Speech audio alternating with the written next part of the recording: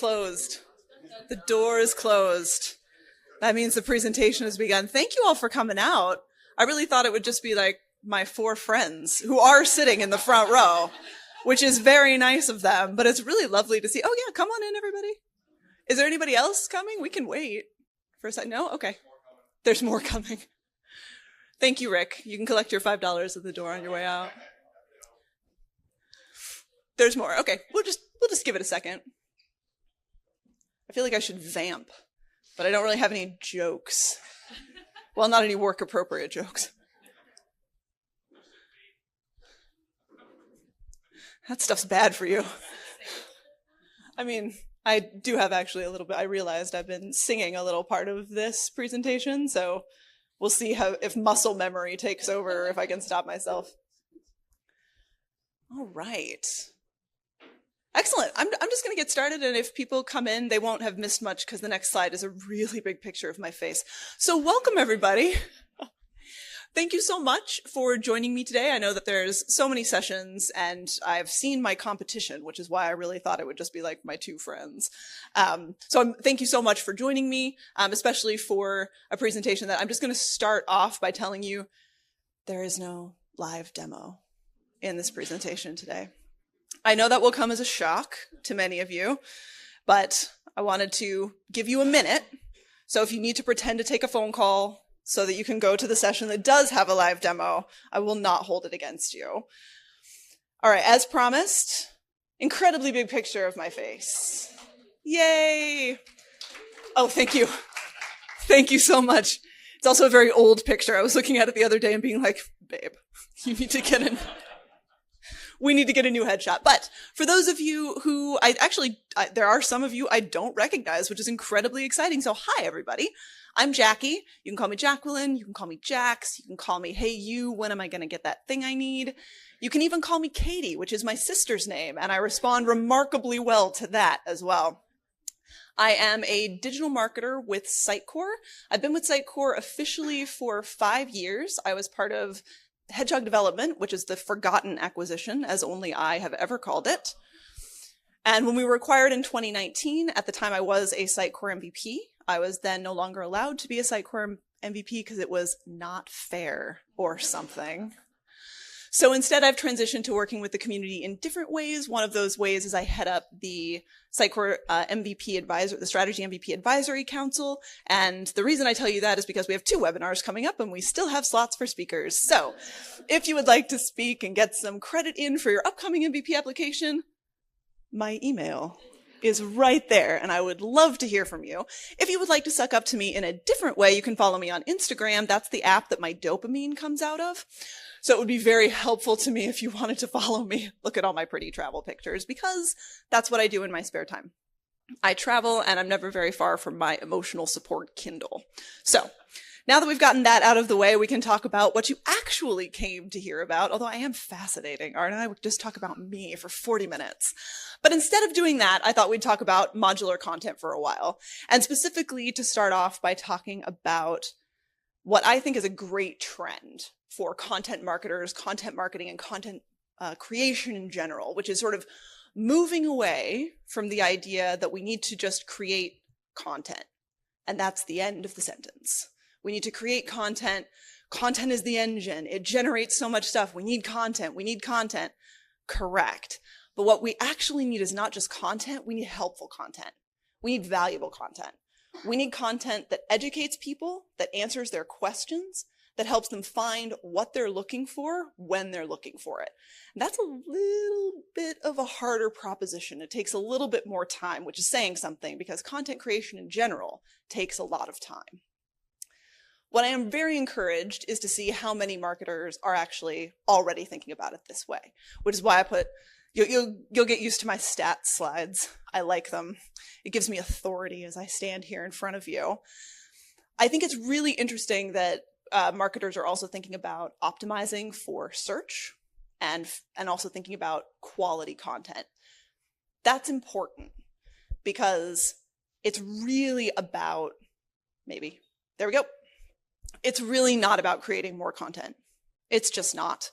You can create a ton of content, throw a ton of content spaghetti at the wall, and none of it will stick because it isn't the right content.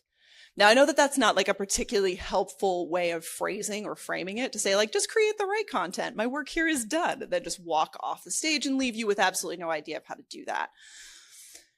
And the reason that I know that's hard is because I do it. I thought we'd just start with the truth and see how we go. Content creation is hard. It's difficult to do it. Not only do you need someone who knows about what you're talking about, you need someone who is either willing to write it down themselves, ideally. That would be the ideal situation, but not everybody's comfortable with that. So you need somebody who knows what they're talking about, who is willing to provide that information either in a download or by writing it down themselves. You need to get that edited and polished and optimized, all of those things, and then you need to get it published, and then the whole cycle starts over again. And that's without considering any of the things that I've added to the slide, which are all things that have sort of popped up and become more prevalent in the last 18 months to 2 years. So you got changing tastes, which that's a full-time job. If you're going to chase after the tastes of the audience, you'll be at it from now until the end of time.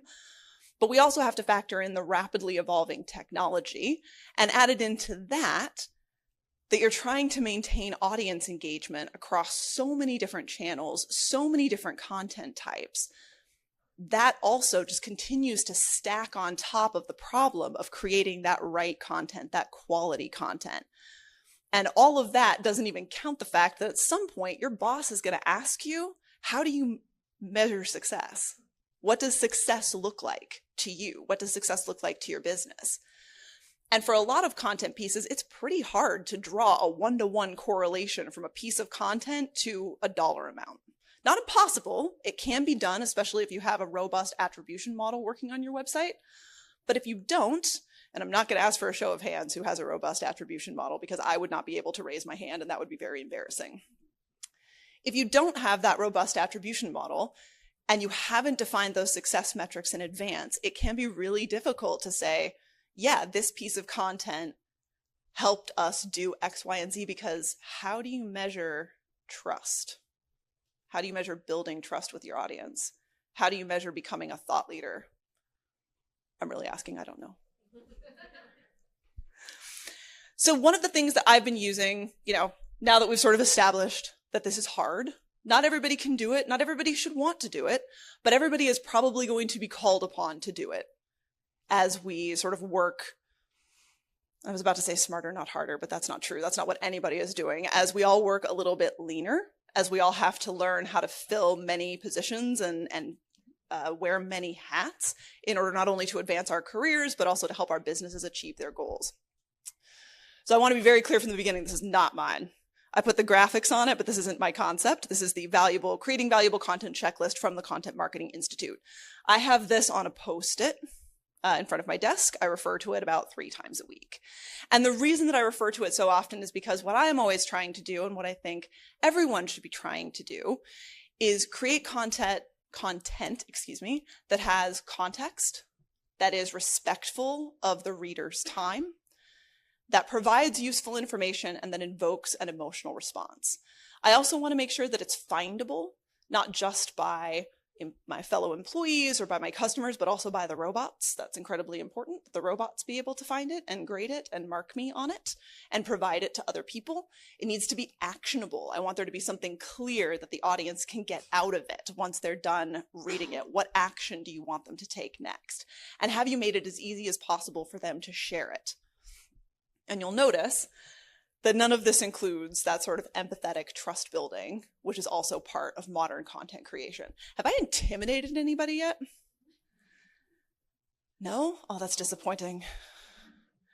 I try so hard to be scary. The thing about this, and the thing about modern content creation, and the thing that excites me about content creation in Sitecore specifically, is that we have a lot of opportunities to start thinking about content more intelligently and more strategically. We have the opportunity to consider content as a business asset and to actually treat it like the valuable business asset that it is. And that is something that we're moving in that direction, especially over about the last 5 years, as people start to see the value of operationalizing their content and making sure that their content operation systems are really robust.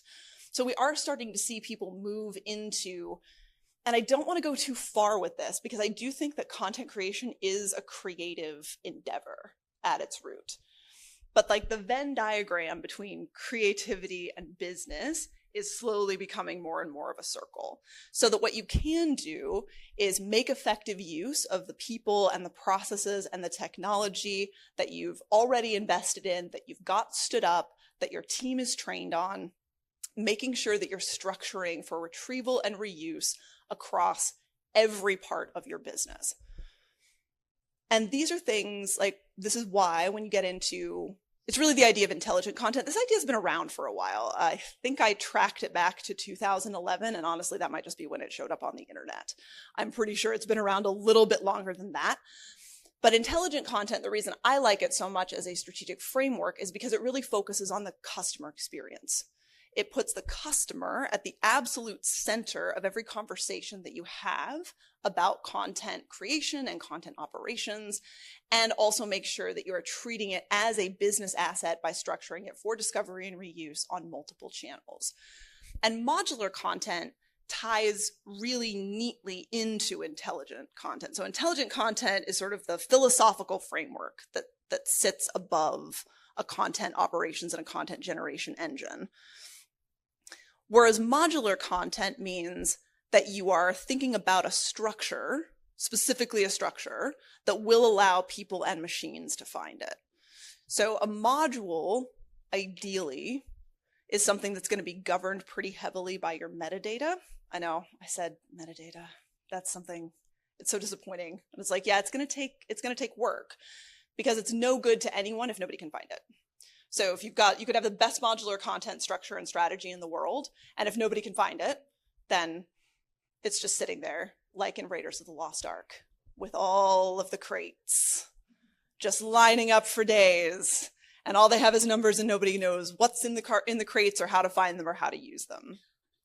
And what I find really encouraging about this, I mean, in addition to the fact that it really does minimize the chance for errors and negative exposure, because you are teaching your colleagues how to use your content. You're providing them with the opportunity to use different pieces in different ways, but all of those pieces of content have been approved. So there's never any question about, hey, are we allowed to say this? Is this something I'm allowed to do? Can I put this on the internet? The answer with a modular content strategy is always, yeah, you can do that, because it wouldn't be in the metadata structure and tagged that way if you couldn't do it that way. And I find it, especially with the retrieval and reuse, I don't actually know very many marketers who aren't thinking about recycling their content. And there's a really good reason for that. We're tired. All of us are really, really tired.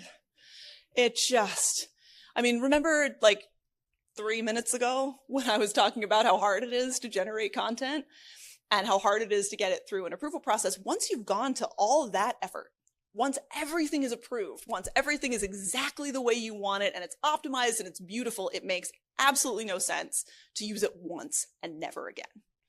You should be thinking about, okay, I've put all this time and effort into this white paper. Do people still use white papers? Is that what the kids are into? I don't know. I'm not even on TikTok because their data collection policies scare me. But if you're thinking about a white paper is actually a really good example. The pharmaceutical industry is making really good use of modular content, especially when it comes to those really beefy pieces of content that they put out, like white papers, like research reports. And the reason behind that is because you've put all this time and effort into it, now figuring out what are those little pieces, and sometimes medium to large size pieces, that you can take out, that you can use to create a video, to put on your TikTok if you're not like me and afraid of TikTok, that you can put on LinkedIn, that you can use to continually draw the audience back in and connect them with your brand values and the overall message that you're trying to create. Because this is part of so many marketing approaches already, at least in the general, that means that evolving it into something more procedural and actually taking a modular content approach is a little bit easier than it might be otherwise. And the reason that I'm so involved in modular content and push it so hard is that, I've been a Sitecore user since 2016. That was when I started working for Hedgehog Development, interestingly, as the office admin, realized that that was a part-time job for which I was receiving a full-time salary, and that I was going to need something to fill my time. And I thought, maybe I'll learn about this Sitecore thing and see where that takes me. It all worked out in the end, which is pretty exciting. Yes, oh yes. Thank you for recognizing that that was, in fact, a call for applause. You're a great audience. Very much appreciate you. But because every time that I saw modular content float across my dashboard, and I've seen it kind of goes in waves, but I've seen it in cycles ever since 2016, and it applies so neatly to a Sitecore website, to any Sitecore CMS. Because of the way that components are built together to build a Sitecore web page, you are already thinking about breaking content out into littler pieces if you are building on a Sitecore CMS. That is true of XM Cloud, that is true of XM, and it is true of XP. And that makes it a little bit easier to take a more deliberate approach to it and really set your team up for success in the long run. So I have seen, as I mentioned, I've seen modular content called other things. Most specifically, I've seen it called atomic content. We're talking about exactly the same thing. We're talking about taking a larger piece of content and breaking that piece of content into smaller pieces that can be mixed and reused across other channels. I'm just going to keep saying that until everybody is nodding. So if you want me to stop saying it, you're all going to have to start nodding. Again, live your life. Whatever you want to call it, we're still talking about the same thing. And what it does lead to is greater content output with less time, less money, and less effort, which is very exciting, especially for those of us who are responsible for powering those personalization experiences, for those of us who are responsible for powering social media platforms. It's essentially a recipe. So if you take nothing else away from this, please let it be this slide, because these are sort of the big three of modular content. You are, again, taking those larger content blocks and dividing them into pieces that can be reused, that they can be switched, they can be replaced, and you want to make sure that those pieces are flexible and can be, oh yes, good, yes. Lots of cameras, almost as good as the nodding. You want to make sure that those pieces are flexible, and you want to make sure that those pieces can be combined in different configurations. So thinking of it like a recipe is one pretty helpful way of doing it. You are taking those distinct pieces and putting them all together in unique ways to create something new. But if you're a visual learner, fear not. I have created a graphic. You are welcome. The one thing that I do want to talk about really quickly, so you will see on the, sorry, I had to draw an L on my hand during driver's ed. Left and right is not something I do. This one. You will see that that looks actually quite a bit like a web page, and that's by design. A lot of times, the pieces of content that are on a website have come from, so this actually, it's not just like a process one way, it's actually a circle, but my graphic design skills have limits, I regret to inform. Oh, why did that happen? That's my next example, computer. Don't help. So the thing about this is, again, there is a size limit to the modules, but it's not as small as people think, which is one of the reasons why I would have preferred to be able to make it sort of a process, because ideally you should be able to then take those very small pieces on the far side and put them back together in a new website. And that is when I wanted to share my cool example, which my computer decided that you should see early.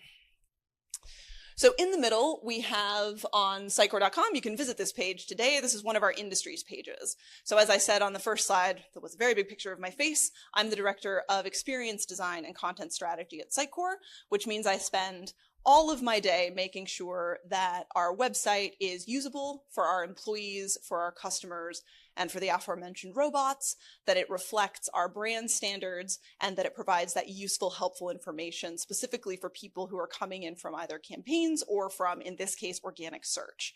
Our industries pages provide a good amount of traffic to our website via organic search, and they had been neglected. They had not been looked at seriously in over a year. And that's not great. It's not great for any piece of content. It's especially not great for a driver of organic traffic. So my team and I sat down really as kind of a passion project, which is why I picked this, because I'm actually quite proud of how it turned out.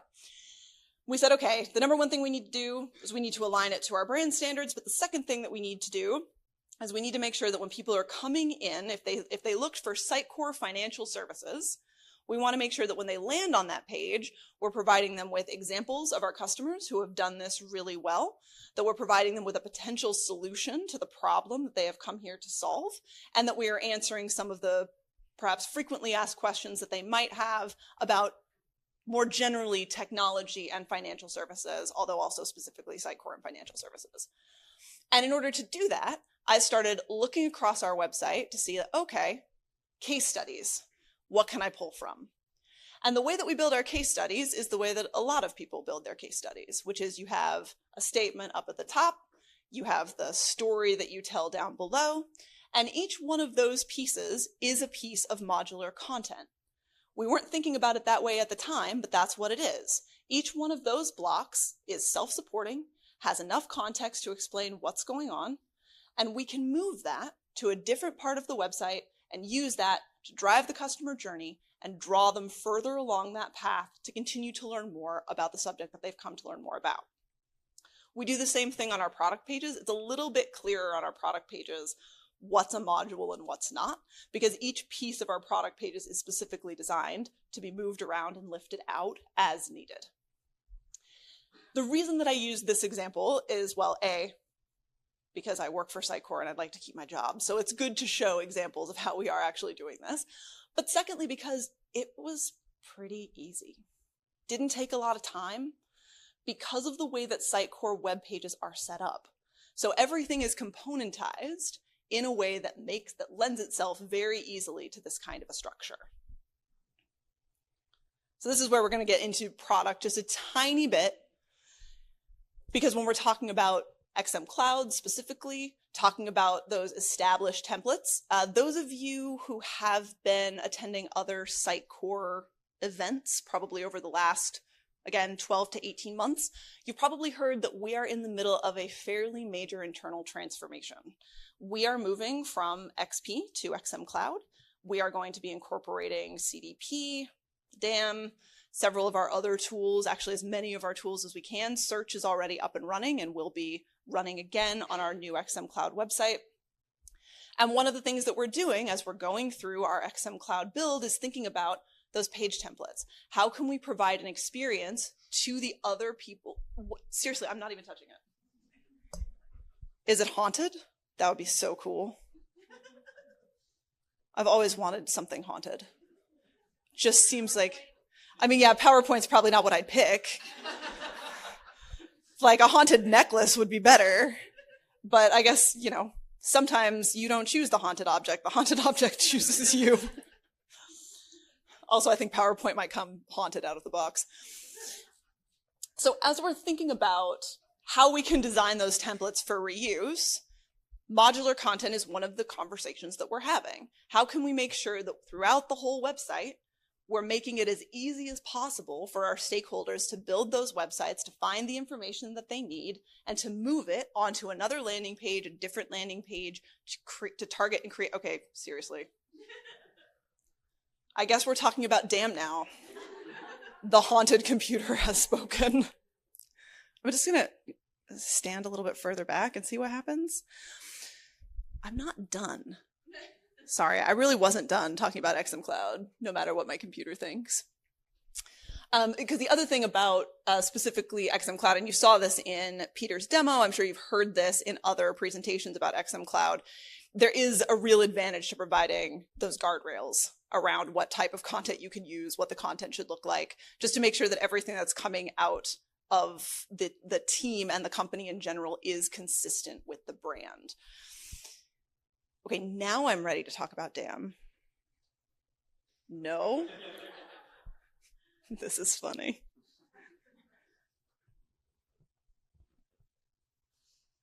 Okay. So digital asset management, this really ties back into what I was talking about the metadata, about making sure that everything is well organized. Specifically, I know people think about DAM, thinking about images specifically.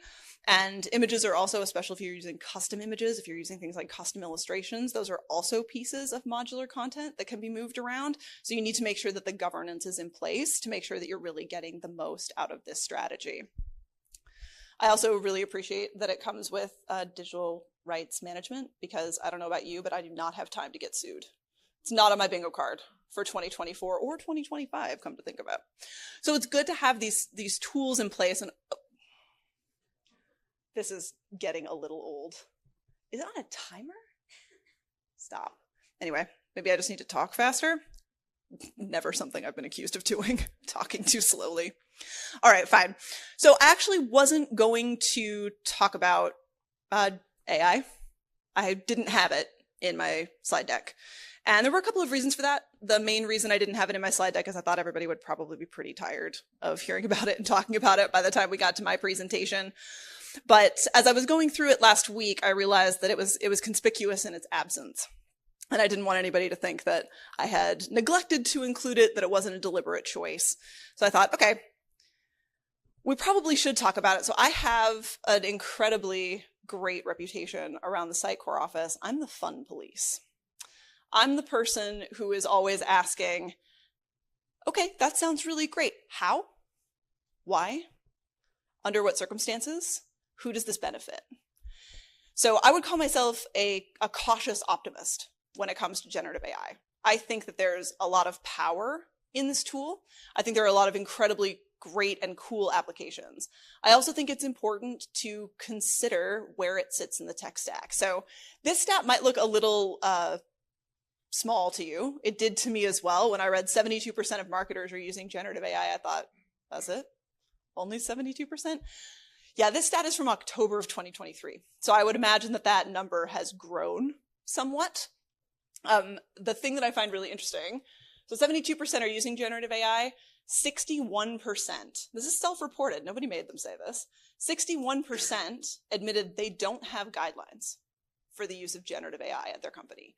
Now, in some ways, that's not surprising to me, especially in October. I think we're kind of on the line between tool and toy. So generative AI, we were all using it to like write XM Cloud pitch in the style of a Taylor Swift song. And it was really fun. And we were all putting that up on LinkedIn and putting it on our Twitters. I won't call it X, don't ask me to.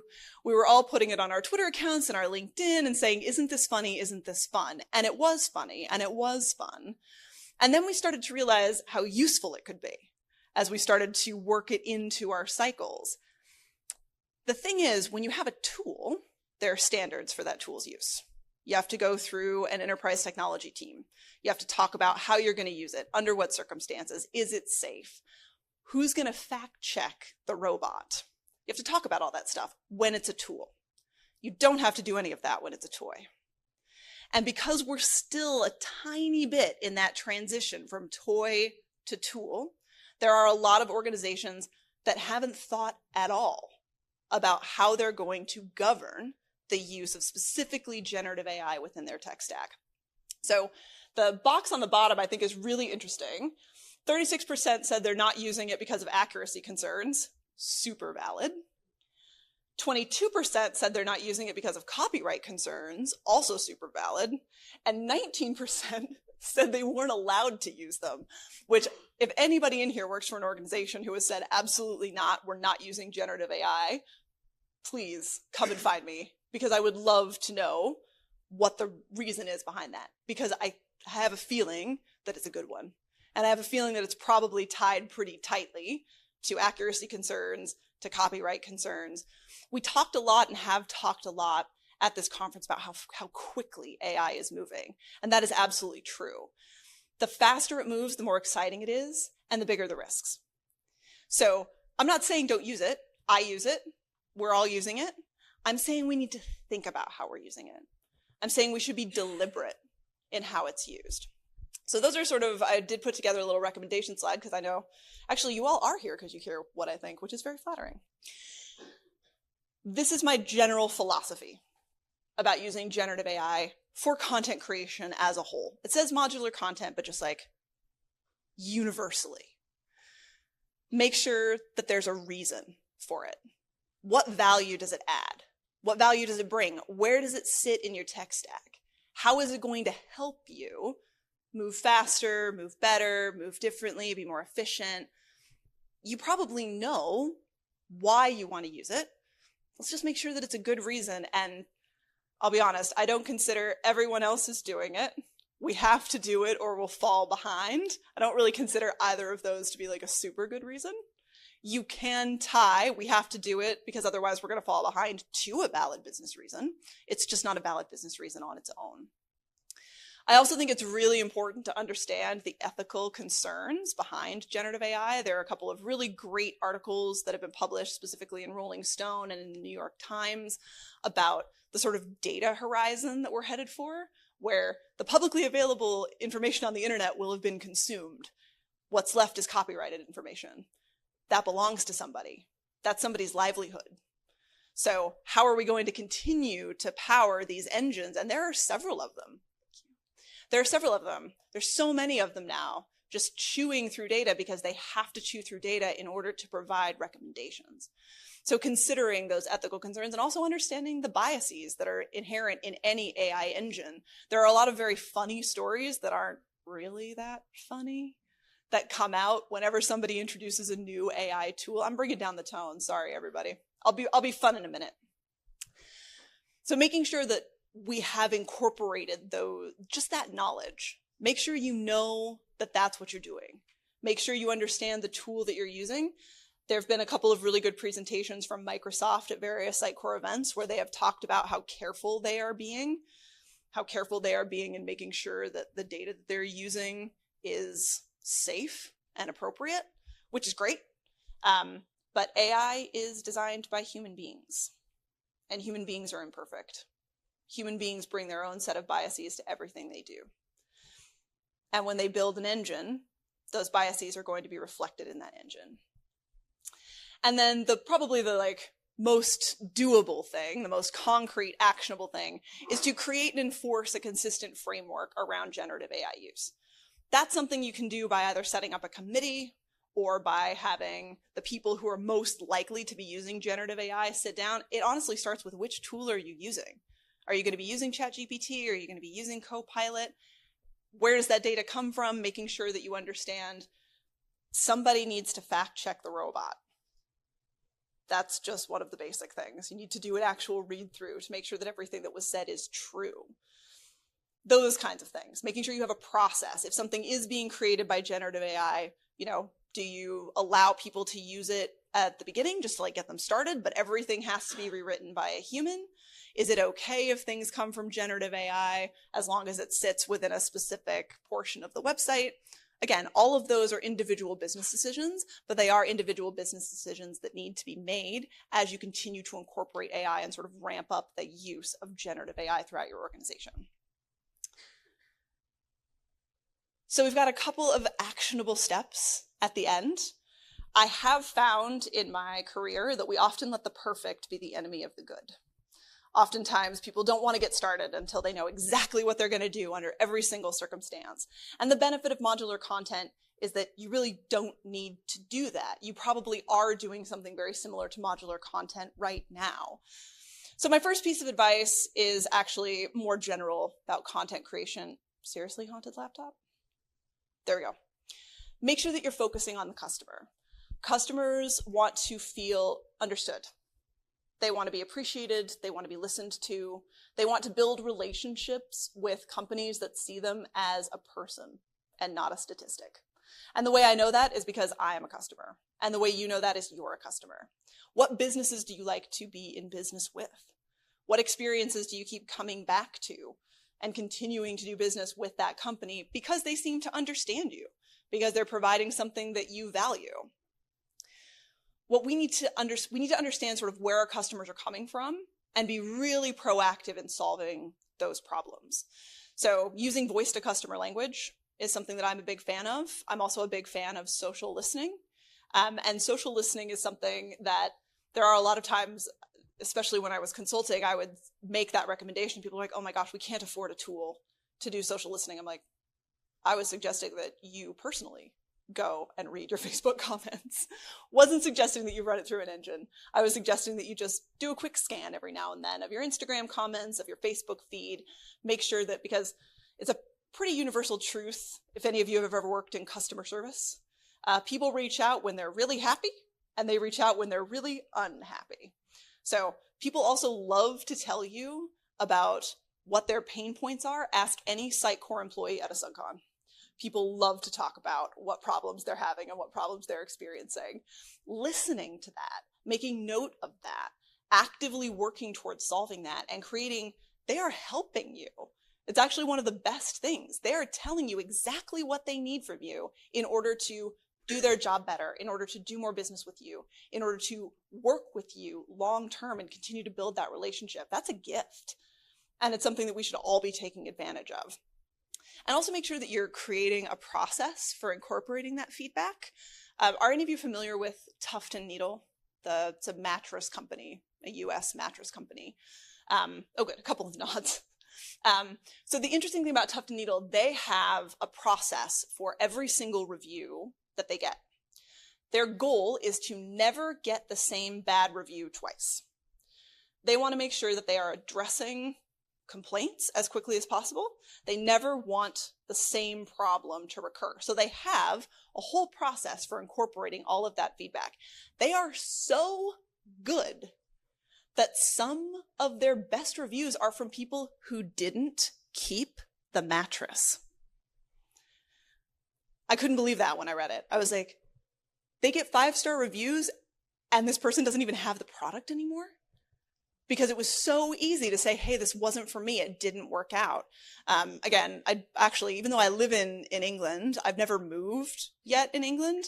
If you've moved in America, you probably know how hard it is to get rid of televisions and mattresses. It's almost impossible to find someone who will take either of those two things off your hands. And so one of the things that Tuft & Needle will do is they'll help you find some place to donate that mattress. They don't want it back, but you can either give it to a friend, a family member, and if you don't want to do any of that, they'll help you find an organization to donate the mattress to so that it's A, out of your house because you don't want it anymore and you're going to get your money back, and B, goes to someone who actually can and will make use of it. Those are the kinds of business processes that I'm just in awe of, because in some ways it seems so simple, and in other ways, if it was super simple, everybody would be doing it. So making sure that you've got that cycle in process for incorporating that feedback, and this is just a side note, but also doing a little bit more to celebrate the positive. A lot of us don't do that. We tend to focus on the negative. We tend to focus on the complaints that we receive instead of the kudos. So making sure that you're giving equal attention to the good stuff as well as the bad stuff. So this is sorry, we're going to do a little bit of a downer slide again, because I am going to tell you that you're going to have to do a content audit. Sorry. You probably should have been doing content audits, small content audits regularly, but let's be honest, most of us don't, most of us aren't. Sitecore has actually just finished an enormous content audit. Sean is nodding because Sean was one of the people who kept getting our insanely long Excel spreadsheets. Yep, that was everybody's favorite word, delete. But a content audit is really interesting. I won't go so far as to say a content audit is fun, but I will say it's interesting because it is going to help you evolve this modular content strategy, this intelligent content strategy, and make better choices about what type of content to create as you go along. Because it is going to help you find the best performing pieces of content, and I can almost guarantee that they're not the ones you think they are. Excuse me. We were very surprised by some of the results that we saw. Some of them were pretty expected, but some of them we were like, really? That many people are looking at that constantly. That tells you what you should maybe produce more of, but it definitely tells you what you should make sure that you're regularly updating to make sure that that is still in line with modern standards, with the constantly changing tastes, making sure that you're continuing to provide that really valuable experience, that really valuable content. It will also help you. We're all saying, and I know we're all saying it because I've heard almost everybody say it, that we want to be data-driven. Everybody wants to be data-driven until it's actually time to look at the data and make choices about what to do based on the data. And a content audit is going to give you a lot of data about your content. Now, you're going to want to give yourself enough time to do this properly. There is going to be a lot of negotiation, probably. about what stays and what doesn't. Again, any of you who have ever moved will have had this experience where you sort of have the first round where everybody can really quickly agree that that stuff doesn't need to stay. But then you're going to have the second round where people are sort of weirdly emotionally attached to some things. And it's like, but so much work went into it. And my college roommate loved you so much. And are you sure we can't keep this bowl that she gave us for our wedding? So all of those conversations are going to need to happen. And those are the conversations that are probably going to take the longest. You're going to have the easy stuff on either end, but the hard stuff is going to be in the middle. And what I do want to tell you is I know you can do it. And the reason that I know you can do it, and go with me on this because it is actually a pretty good analogy, I know you can do it because the city of Rome has built a metro. Go with me on this. I promise it's a good analogy. So the city of Rome, like many cities in Europe, has a decent public transportation system. Also, like many cities in Europe, their metro system runs underneath the modern city of Rome. Would anyone like to guess what else is under the modern city of Rome? If you said the ancient city of Rome, you're correct. There have been people living in and around the area of Rome for 5,000 years. There is nowhere in Rome that they can dig that is 100% free of archaeological information. Even when they're digging 20 to 35 meters down, the soil can still tell them something about human habitation in that area of the world. If Rome can build a metro, you can do a content audit. It just requires having those same processes in place that we've kind of already talked about, making sure that you're listening to stakeholders across the business. There are going to be people who have a really good reason for keeping pieces of content on the website that might not appear immediately in the data, which is why it is important to be data-driven, but it is also important to be human-driven and to talk to people about why that piece of content is so valuable to them. They might be sharing it constantly. There's a lot of reasons why a piece of content might need to stay that might not be reflected in the data. And finally, maybe. Yes. With modular content, you can start from anywhere. The number one thing is to keep it simple. And the sound that you just heard was all of my friends and family collapsing in laughter because there is a kingdom called Overthink Eva and I am their queen. So an overthinker like me telling you to keep it simple is the height of irony, but it is going to help. Making sure that you're being really precise when you're pulling out a piece of content to make it into a module. Don't assume that people will have that context. Don't assume a reading order. Make sure that it's very clear that it can stand on its own, but also keep in mind that it's not going to exist in a vacuum. It is going to drive people somewhere. It is part of a larger experience. And all of that will be helped if you can sort of aim for a future-proof topic and make it as accessible as possible. And so with that, thank you so much.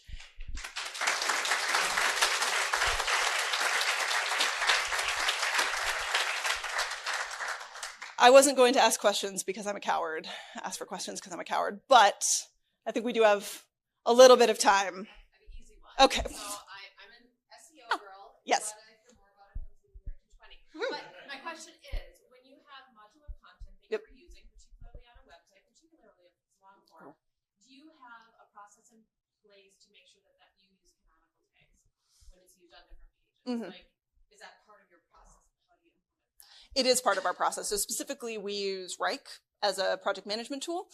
So we do have a task in place that says, check the canonical tags, check for metadata, especially since we're putting frequently asked questions because we find that that's really helpful for most of our customers. So making sure that that is accurately tagged, we have folded that into our process. It did take a while, especially since not all of our flows were built for it originally.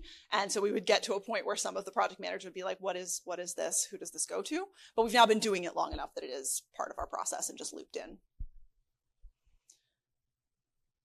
Amazing. Let's go get coffee.